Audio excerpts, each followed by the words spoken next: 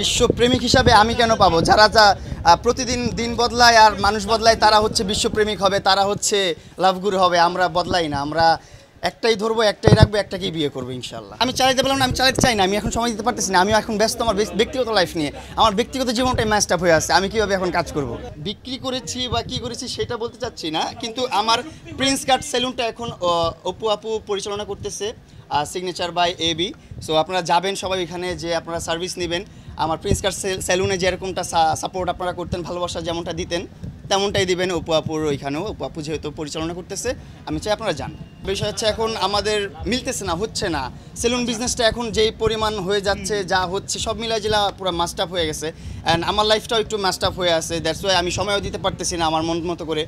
তাই আমি একটু সরে আসছি, আমি একটু গ্যাপ নিয়েছি, আমি একটু আমার মতন করে আছি। আমি নতুন করে আবার কাম ব্যাক করবো বিজনেস নিয়ে। আমি চালাইতে পারলাম না, আমি চালাতে চাই না, আমি এখন সময় দিতে পারতেছি না। আমি এখন ব্যস্ত আমার ব্যক্তিগত লাইফ নিয়ে, আমার ব্যক্তিগত জীবনটাই ম্যাচড আপ হয়ে আছে। আমি কীভাবে এখন কাজ করব? আমার খাইতে ঘুমাইতে সেটা সময় পাই না, আমি ব্যবসায় সময় দেওয়ার সময় তাও পাচ্ছি না। বিশ্বপ্রেমিক হিসাবে আমি কেন পাবো? যারা প্রতিদিন দিন বদলায় আর মানুষ বদলায় তারা হচ্ছে বিশ্বপ্রেমিক হবে, তারা হচ্ছে লাভগুরু হবে। আমরা বদলাই না, আমরা একটাই ধরবো, একটাই রাখবো, একটাকেই বিয়ে করবো ইনশাল্লাহ। সরি, এই মানুষটাকে আমি চিনতে পারতেছি না, কার কথা বলতেছেন। আমি তাকে চিনতেও চাই না, তার নামটা আর বললেন না। আমি যেটা শুনছি এই মানুষটাকে চিনতে চাই না। আমি বুঝতে পারছেন চিনতে চাই না মানে? প্রশ্নের উত্তর এখানেই আছে। চিনি তো না, চিনতেও চাই না জীবনে আমার। এটা এরপরে যদি আমাকে দেখেন আপনারা জনসম্মুখে, যা ইচ্ছা তার শাস্তি আমাকে দিয়েন, আমি মাথা পেতে নিব। ও প্রিন্স মামুন বিয়ে করছে কবে? আরে এটা তো জন্ম মৃত্যু বিয়ে, এটা তো আল্লাহ তাআলার হাতে। আল্লাহ তাআলা যখন চাবে তখনই বিয়ে হবে ইনশাআল্লাহ। আগে নিজেকে গড়ি, নিজের ক্যারিয়ার গড়ি, সব কিছু সুন্দর করি, তারপর না। আমার এরকম কোনো কিছু আপনারা দেখছেন, মানুষ কত কিছুই বলবে, কত কিছুই রটাবে, এটা তো মানুষের কাজই এটা। আসলে যাদের জীবনের কোনো এম নেই, যাদের জীবনে কোনো লক্ষ্য নাই, যাদের ভবিষ্যতের কোনো পরিকল্পনা নাই, তারা কি করে? সোশ্যাল মিডিয়াতে টাইম পাস করে, যারা আছে তাদেরকে নিয়ে খারাপ মন্তব্য করে, খারাপ কমেন্টস করে, তাদেরকে নিয়ে গুজব ছড়ায়। এটা হচ্ছে বেকার মানুষ যারা, তাদের কাজ। আর যারা জীবনে অনেক ব্যস্ত, যাদের জীবনে অনেক গোল আছে, তারা তো জীবনের গোল পূরণ করার মানে প্রসেসিংয়েই ব্যস্ত থাকে।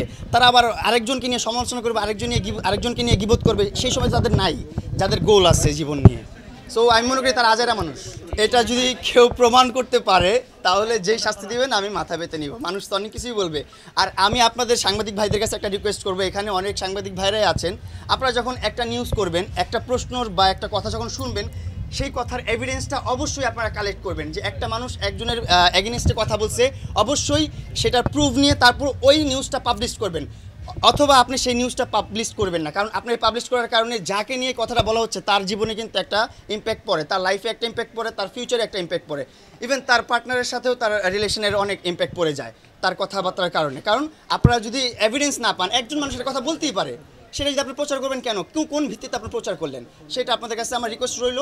যখন একটা কথা পাবেন কারো এগেনস্টে কেউ বলবে, অবশ্যই প্রুফ নিয়ে কথাটা পাবলিশ করবেন।